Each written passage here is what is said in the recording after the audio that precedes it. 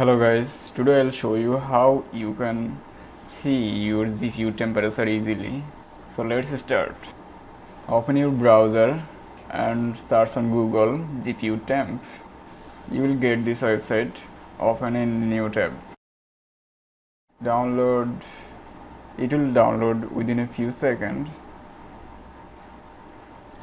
Click on open.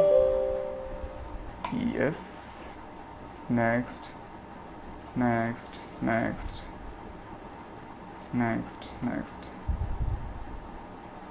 Now finish. You can get an error like this. Don't worry. Click OK. Click on Windows button and open GPU temp app.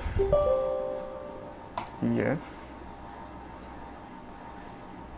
Now you can see your GPU temperature from here.